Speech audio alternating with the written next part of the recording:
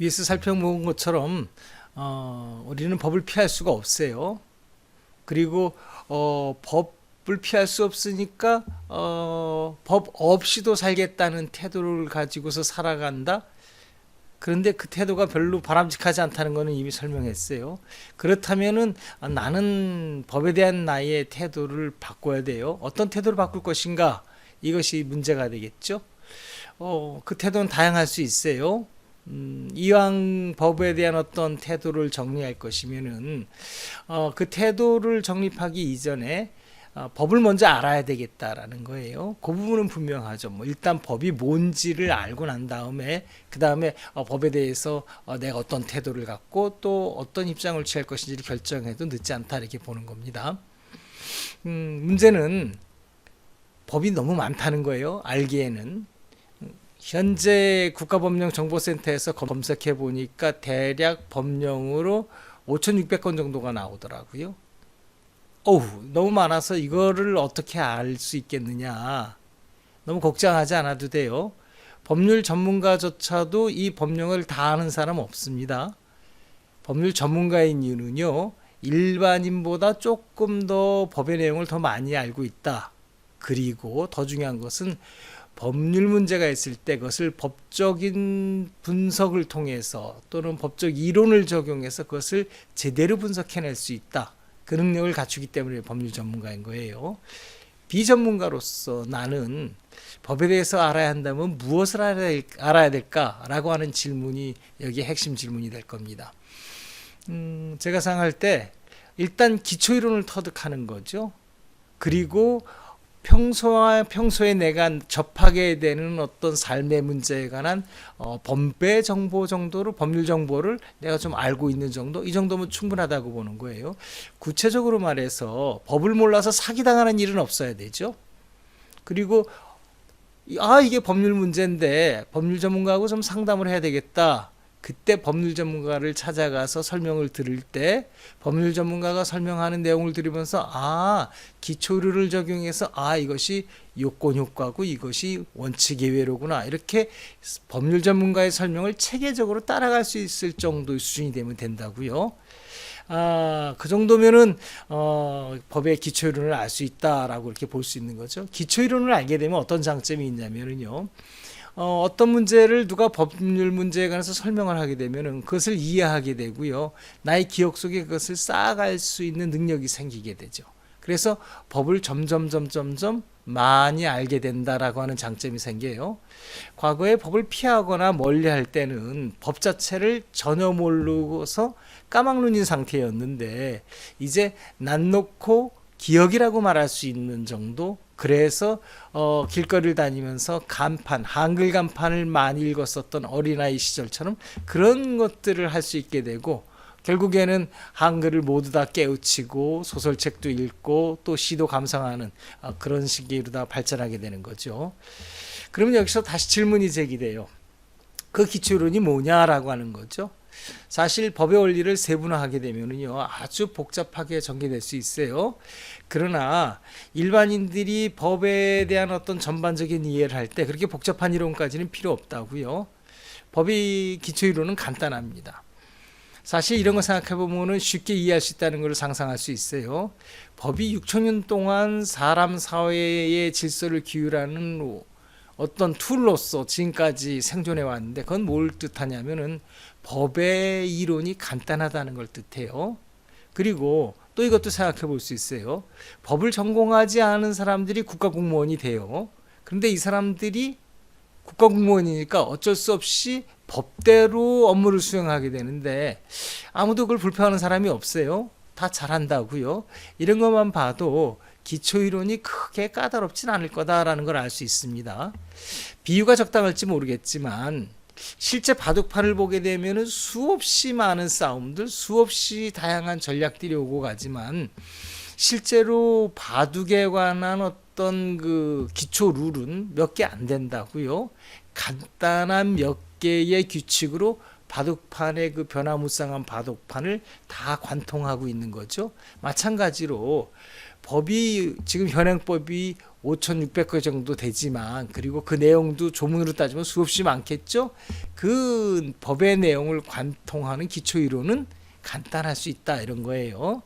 학자마다 기초론이 뭐냐에 관해서 생각이 다를 수 있지만, 여기에서는 다음과 같이 정리해 볼 수 있습니다. 순서대로 한번 정리해 볼게요. 첫째, 정의에 관해서는 수많은 논의가 존재한다라는 거예요. 뭐가 올바른냐에 관해서 사람마다 생각이 다를 테니까요. 법은 그 여러 논의 중에 하나를 현실의 규율로다가 현실의 질서로서 채택한 거예요. 그리고 또 법은 앞으로 또 새로운 정의 논의를 법으로 받아들일 준비도 하고 있죠. 세 번째, 법은 그 정의를 오로지 법률 관계로 규율하는 거예요. 사람과 사람의 관계죠. 어떤 관계? 권리 의무 관계, 고권 의무 관계다라는 거예요. 네 번째, 법률 관계는 법의 힘으로 보장이 돼요. 강제력으로 보장된다는 거죠. 다섯 번째, 법률 관계는 요건 효과의 논리로 변동돼요. 일정한 요건이 성립되면 그거에 따라서 법률 관계가 변동되는데, 발생하기도 하고 소멸하기도 하고, 발생 소멸이 장애로서 그 효과가 생기지도 않게 되고, 이런 정도죠. 마지막으로 수많은 요건 효과는 하나의 체계를 형성하고 있어요. 그래서 이 여러 하나하나의 요건 효과가 서로 병립된 상태에 있기도 하고요. 서로 따로 떨어져서 있어서 영향을 미치지 않는 관계도 있지만, 요건 효과가 서로 원칙과 예외로다가 맞물려 있기도 해요. 서로 밀접하게 붙어 있기도 한단 말이에요. 이런 것들로 체계화되어 있다. 이 정도가 선생님이 보는 법의 기초 이론이에요. 크게 어렵지 않죠. 이런 설명으로다가 그렇듯 이해는 되기도 하지만, 너무 간단하게 설명됐으니까 정리됐다고 생각할 수도 있지만 너무 추상적이에요. 그래서 앞으로 그것을 하나하나 이제 풀어나갈 거고요.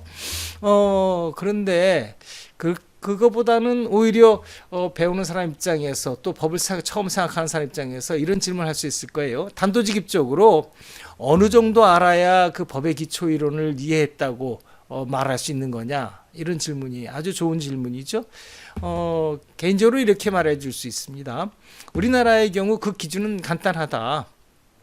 주택임대차를 법리적으로 이해하는 수준이면 충분하다, 이렇게 말할 수 있습니다.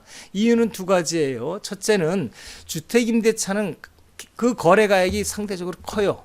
목적물이 주택이기 때문에요. 어떤 경우에는 평생 모은 돈이 오갈 수도 있고요. 그 다음에 주택임대차는 또 손쉽게 접해요. 누구든지 접하는 문제일 수 있어요. 우리나라 현실이 그래요.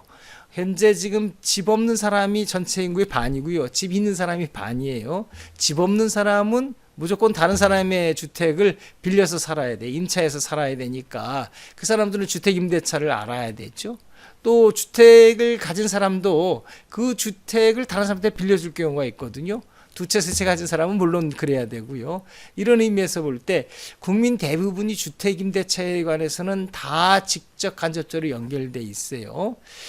이런 점에서 주택임대차는 반드시 알아야 된다. 알아야 되는 법률관계다라는 거죠.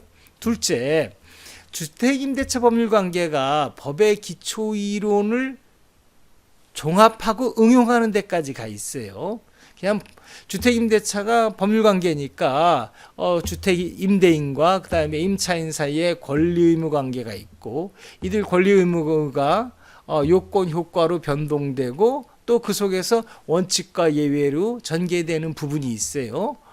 그런 면에서 볼 때는 아주 기초적인 거예요. 그런데 이 이론이, 이것에 대해서 주택임대차는 어떤 그 현실을 가지고 있냐면은, 임대인들은 주로 가진 자들의 주택이 있으니까 그 대신 임차인들은 주로 못 가진 자죠. 사회 양극화에서 못 가진 자에 속한다고요. 주택을 빌려 쓰는 사람입니다. 이런 의미에서 볼 때 주택임대차에는 정의 문제, 또 공평의 문제, 형평의 문제가 개입이 돼요. 그래서 정의의 관점에서 사법과 공법이 서로 어우러져 있고요. 청구권과 지배권이 서로 오가는 관계에 있어요.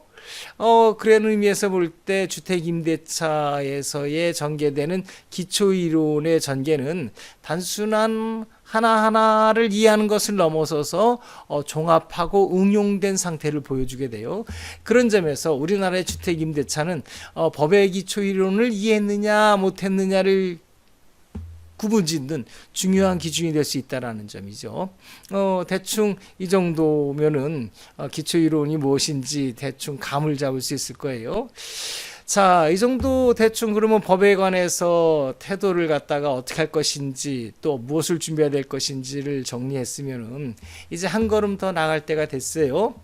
다행스럽게 우리가 지금까지 법을 피할 수 없다는 것을 설명하면서 몇 가지 법의 기초 개념이 벌써 정리가 됐어요. 볼까요? 규범이 뭐냐? 법, 법률 관계, 의무, 권리, 고권, 주체, 객체, 법의 강제력, 주권, 재판 등의 개념을 조금 나름대로는 정리했다고 볼 수 있죠.